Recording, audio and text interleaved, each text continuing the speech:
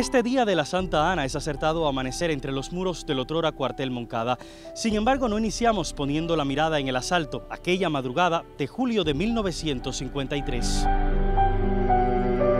Ese nivel de audacia, ese nivel de coraje, de quijotada de estos muchachos ponía muy en peligro la estabilidad de la dictadura. Ellos empiezan a constituir un ejemplo que a Batista le preocupa y lo pone en peligro realmente. Ubiquémonos primero 6 años después del ataque, durante un Consejo de Ministros, donde el 26 de julio se declara Día de la Rebeldía Nacional. Se abría un camino de significados y connotaciones. Es nuestro primer encuentro con el doctor en ciencias Fran Josué Solar Cabrales desde que obtuviera recientemente el Premio de la Crítica Histórica. Sus investigaciones le hacen ya un conocedor de los enigmas de la última etapa de la Guerra de Liberación en Cuba. Buscamos las respuestas de un complejo escenario. Estamos frente al Club de los Oficiales, donde se realiza una de las más breves reuniones del Consejo de Ministros meses después del triunfo de la Revolución.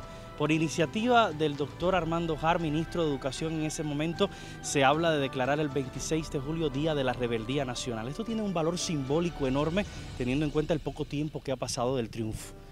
Esos jóvenes que acaban de llegar al poder necesitan construir la simbología y la narrativa de la Revolución cubana. Tienen sentido de lo histórico, de la historicidad, de la importancia que tiene la tradición histórica en la cultura cubana.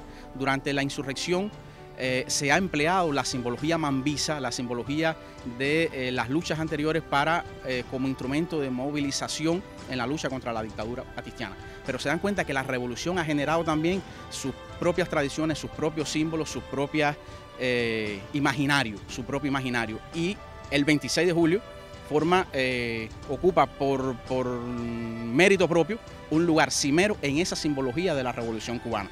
Es la fecha inicial de la rebeldía en Cuba contra la dictadura batistiana.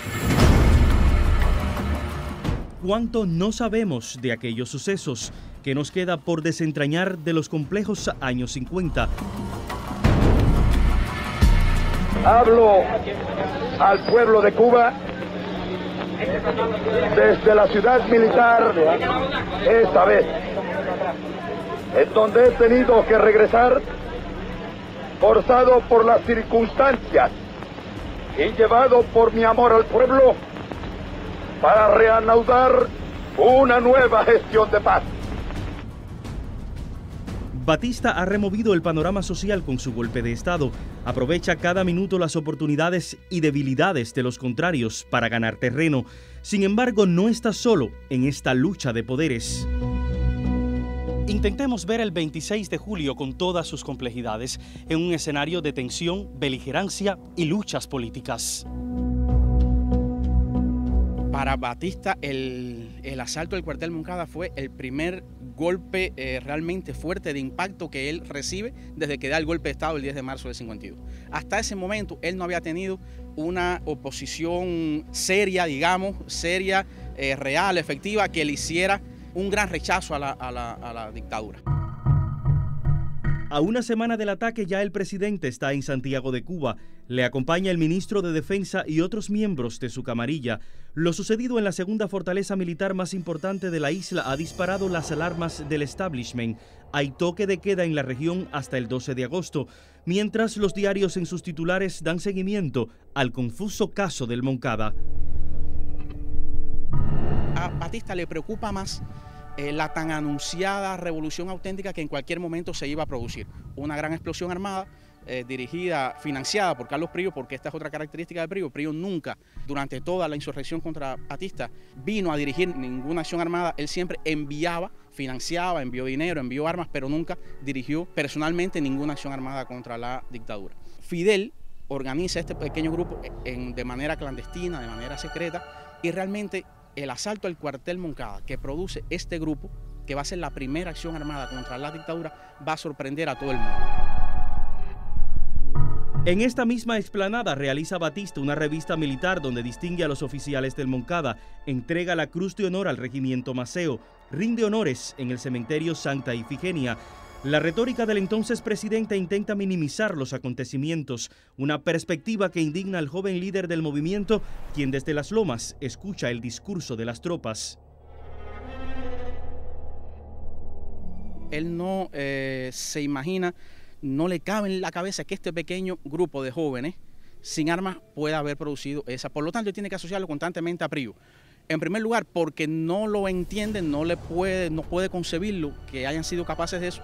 Y en segundo lugar, porque es una manera también de desprestigiar a ese pequeño grupo de jóvenes y de vincularlos a viejos politiqueros auténticos corrompidos como PRIO y presentarlos solo como marionetas que han sido usados por PRIO, que PRIO los envió a morir en nombre de él. Por eso constantemente él ubica como autor intelectual del asalto del cuartel Moncada a Carlos Prío Soscarrá. Y por eso es que Fidel en el juicio responde y dice, no, el autor intelectual no es ni Prío, no es la ortodoxia ni siquiera, no es, el autor intelectual es Martí. O sea, no hay compromiso aquí con ningún político anterior, con ningún partido. El compromiso es con Martí y con nuestra historia. Claro que después del ataque al Moncada era prácticamente imposible que los que habíamos estado responsabilizados con ese hecho tuviéramos la oportunidad de organizar desde Cuba la lucha en la Sierra Maestra. Por ello se hizo necesario el Gran Mas. Pero ya nosotros desde Isla de Pino habíamos elaborado una estrategia de lucha. Incluía su parte política para demostrar que no había ningún tipo de solución pacífica en las condiciones existentes en nuestro país, bajo la dictadura de Batista. Pero teníamos que demostrarlo ante la opinión pública para dejar bien sentado que si se iba a producir una guerra no era por deseo de los revolucionarios, sino por una necesidad inevitable que imponían las condiciones políticas existentes en Cuba.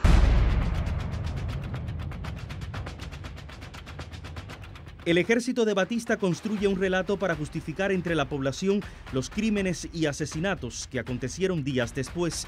Sin embargo, hay sectores de la población que logran identificar la verdad. Los periódicos de la época dejan constancia de la labor de Monseñor Enrique Pérez Serantes, representante de la Iglesia Católica, quien intercede constantemente por los jóvenes moncadistas. El 26 de julio ha dado un giro en el panorama. El 26 de julio de 1953 fue la primera vez que Batista sintió sonar un tiro en contra suya. Batista llegó al poder en Cuba sintiéndose seguro de ser el hombre fuerte en Cuba, de ser el hombre fuerte que dominaba el ejército, el hombre que era recibido en los cuarteles como el hombre de los militares en Cuba, y se sentía seguro, fuerte en el poder, sin nada que lo retara.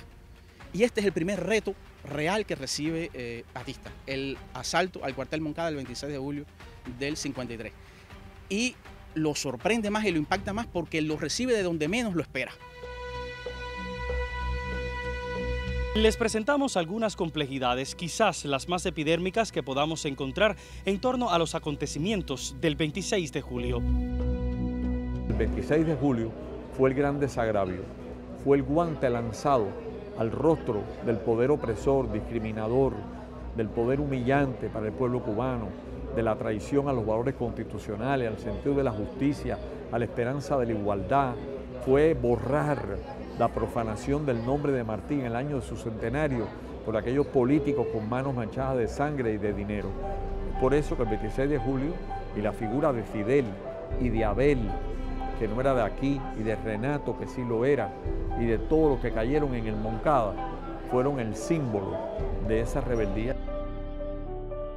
Fue sin dudas un suceso heroico, impactante, pero no exento de complicaciones, lecciones y obstáculos que trascienden su tiempo. Siguiendo esa lógica histórica, iniciamos una búsqueda rumbo al 70 aniversario del asalto al Moncada. Espero nos siga en este camino.